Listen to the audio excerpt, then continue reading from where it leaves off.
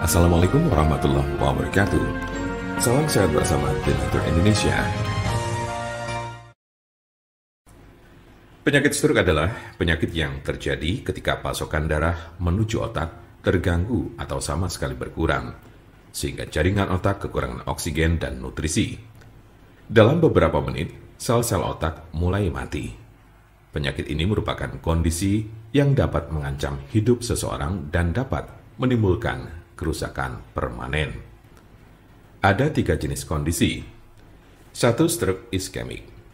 Penyakit stroke iskemik adalah kondisi yang terjadi ketika pembuluh darah yang menyuplai darah ke area otak terhalang oleh bekuan darah.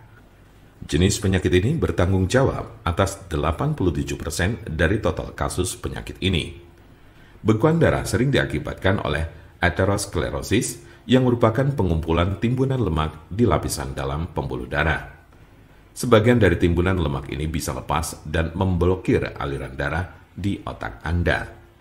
Konsepnya mirip dengan serangan jantung, di mana gumpalan darah menghalangi aliran darah ke sebagian jantung Anda. Kondisi ini bersifat embolik, yang berarti bekuan darah berasal dari bagian lain di tubuh Anda dan kemudian berpindah menuju ke otak, lalu biasanya dari jantung dan arteri besar di dada bagian atas dan leher. Diperkirakan 15% kasus embolik ini disebabkan oleh kondisi yang disebut fibrilasi atrial. Ini adalah sebuah kondisi yang membuat jantung Anda berdetak tidak teratur. Ini menciptakan kondisi di mana gumpalan bisa terbentuk di jantung, terlepas dan berjalan ke otak. Bekuan darah yang menyebabkan kondisi ini tidak akan hilang tanpa pengobatan. 2. Stroke hemoragik. Penyakit stroke hemoragik terjadi saat pembuluh darah di otak mengalami kebocoran atau pecah. Stroke hemoragik menyumbang sekitar 13% dari total kasus penyakit ini. Kondisi ini berawal dari pembuluh darah yang melemah, kemudian pecah dan menumpahkan darah ke sekitarnya. Darah yang bocor jadi menumpuk dan menghambat jaringan otak di sekitarnya. Kematian atau koma panjang akan terjadi jika pendarahan berlanjut. Ada 2 jenis stroke hemoragik.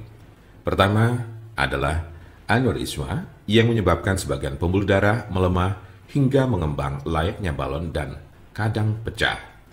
Lalu lainnya adalah malformasi arteriovenosa, yaitu kondisi pembuluh darah yang terbentuk secara abnormal. Jika pembuluh darah semacam itu pecah, bisa menyebabkan stroke hemoragik. 3. Stroke ringan.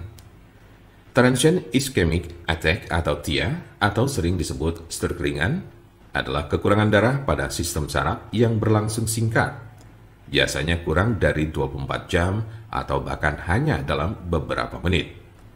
Kondisi ini terjadi saat bagian otak tidak mendapat pasokan darah yang cukup.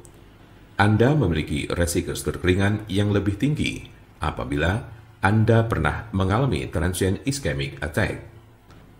Penyakit stroke dapat terjadi pada golongan usia berapapun.